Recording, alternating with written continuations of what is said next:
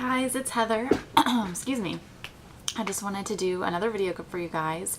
Sorry it's been so long. It's not been as long as it has been, so that's a good thing. The semester is just really winding down right now.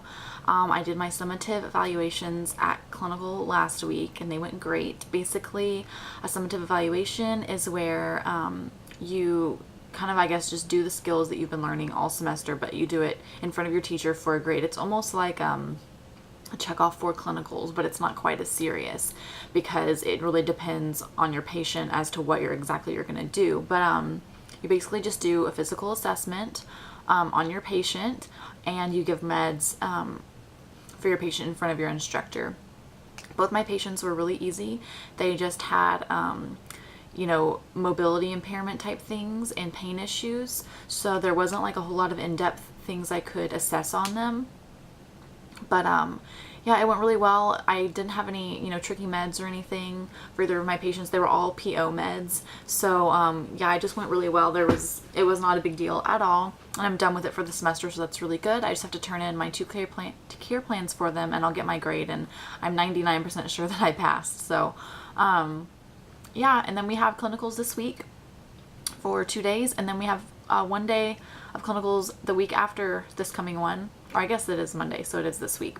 So next week we only have 1 day. It's a half day, and then we'll be done with clinicals for the semester. I cannot believe it. They always tell you that clinicals and just nursing school in general is going to fly by. They are not kidding. I'm already almost done with my 2nd semester, and then I have 2 more semesters of the LVN portion of my program, so that is just insane to me. But yeah, other than that, I had a test a couple weeks ago in my big nursing and health and illness 2 class, which is really hard. It was over GI and cardiac. I studied a lot for the cardiac portion of my test because I just have a really hard time grasping stuff about the heart. I feel like I never really learned much about it in my anatomy classes. I've taken 2 and I just feel like either I'm not paying attention the right way, I'm not studying the right way, but and I feel like also the teachers just don't really touch on it as much as they should. But I just felt like I was going in there completely blind, even though, like I said, I've already had 2 anatomy classes. But yeah, it went really well. I made a 90, which is a B. We might get some points back, I'm not sure. I felt like the GI part though was a lot harder than the cardiac part. I don't know why. I think maybe because I spent so much time studying for cardiac versus GI, but I'm pleased with my grade. One thing that I felt was tricky for the cardiac part of the test was that there was a lot of questions where they were like, they didn't come out right and tell you that this person was having an MI, but they wanted to see if you knew to go ahead and initiate the standard precautions for an MI, even though the person, could just be having really severe heartburn or something. You know what I mean? Like, obviously give them a nitro tab, wait 5 minutes. Did the pain go away? No, give them another one. And stuff like that and everything like that. So that was something I felt were kind of tricky questions, but I went ahead and answered. Well, you want to always be on the cautious side of being safe rather than sorry. You don't want to just dismiss it as, oh, you're definitely having heartburn or you're having a really bad panic attack or something. You want to go ahead and just give them that nitro, the 3 nitros just in case. So something to keep in mind. But yeah, we don't have any tests this week. We have a quiz tomorrow, which is over reproductive stuff, our endocrine stuff, and musculoskeletal disorders. So that'll be interesting. The quizzes are harder than our tests actually because they're fill in the blank and a couple of multiple choice, but it's really tricky, with fill in the blank just because you don't have a little bank of options to choose from. But I've been doing pretty good on them, and they drop a low grade. But yeah, other than that, nothing too much else has been going on. Somebody had asked about what other YouTube channels that I watch, and I watch several. I really enjoy all of them. They're all different and they're all informative in their own way. You have probably heard of quite a few of the ones that I watch as well, so I'm just going to list them at the bottom. They're all really helpful and informative. Like I said, they're all completely different. There's some that aren't nursing students anymore that they're telling about their previous nursing school experiences and then how they are adjusting to being a working nurse, which I think is really interesting. So yeah, be sure to check those out if you like watching nursing videos. But anyways, that's about it for right now, guys. I keep getting a lot of questions about study tips, and like I said, it's really hard to talk about that because everybody is completely different. I also frequent a website called allnurses.com. I think I've mentioned it before, and I see people on there that say that they study 4 or 5 hours a day, you know, on weekdays, and then they spend all day on the weekend studying. I don't do that. I could never do that. I would go crazy. I think that that is just over excessive, and if you're having to study that much, then there's something wrong in your program or with the way that you're studying. So to be perfectly honest, like I said, I read the book and I read my notes, but I probably don't study more than maybe, I don't know, it depends on if I have a test. If I don't have a test that week, I don't study at all. I read over stuff a little bit, and I make sure that I have all my assignments done and everything, but like, you know, I don't have a test this coming week, so I'm just gonna, you know, do the studying for my quizzes, which in turn helps me study for my test, but I'm not doing my in-depth studying for my test until the next week, so, or until maybe probably like Friday. And even then, I probably study for the whole week, maybe a couple hours on the weekends, and then during the week when I'm actually at school, I'm focused on doing stuff for clinicals and stuff for that class that day. So it's really hard to put an estimate on how much I study, but I definitely don't study that much.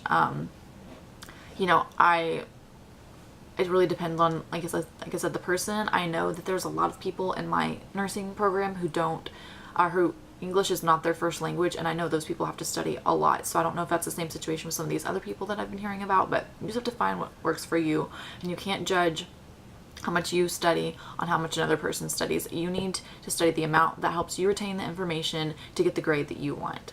So yeah, and you have to find kind of whatever way works for you. Our teachers are really good. They give us a PowerPoint, they give us handouts, we have chapters in our book to read. And if there's some other kind of website that can help us study, they give us that too, like, you know, American Heart Association or something like that to study cardiac stuff, just like info about, you know, the heart in general and everything like that. So you just kind of have to use every resource you have available to you. Look up YouTube videos. There was a really great video on YouTube about afterload and preload that I used to help me study for the test. I Google a lot, use the internet. It's a great resource. We're so lucky that we have that to use, you know, now that in our school, you know, lifetime or whatever. So yeah, just, you know, don't overexert yourself, because that's going to make you go crazy. When you cram that much info in your brain in that long of a period of time, you're not going to retain it. I would say, honestly, you know, I wouldn't study more than 2 hours a night, because you need to have your sanity. You have other things to do. I'm sure most people have families, you know, to spend time with. You need to, you know, chill out and watch your favorite TV show that night or something. You know, maybe if your test is the next day, that's another story. But if you don't have a test even that week, I would just take it easy. 1 or 2 hours a night, if that's really what you think that you need to do. And then just, you know, have fun if you can in your other downtime. I know if people have jobs, you know, that's another issue. I'm very lucky I don't have to work right now, but, you know, you just have to really modify your time to make it to where this is where I study, this is where I have fun, and this is where I do, you know, housework or whatever, you know. So you really have to separate it and make sure you make time for each thing, because that's going to make you a better and more well-rounded student and person in general, and that will help you keep your sanity for nursing school as much as you possibly can. But yeah, and just keep on top of your projects and any other assignments that your teachers may give.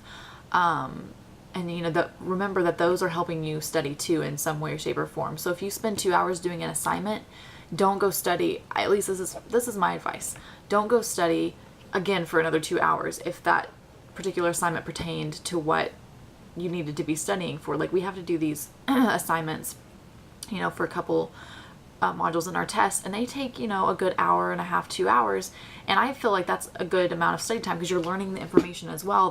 We do like case studies and stuff like that. So after that, I wouldn't go study again for 2 hours. That's just insane. You need to take a break every hour at least.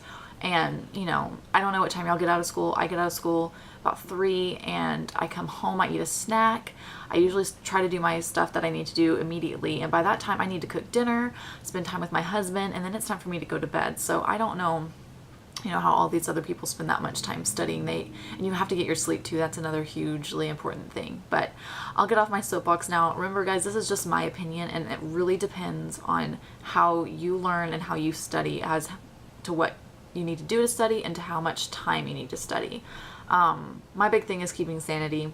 So yeah, anyways guys, if y'all have any more questions or any comments or ideas for videos, let me know. And okay, not sure where that cut off, but if y'all have any more questions, comments, or ideas for me, let me know. And have a good rest of your semester, guys. It's gonna fly by, and I will talk to y'all soon.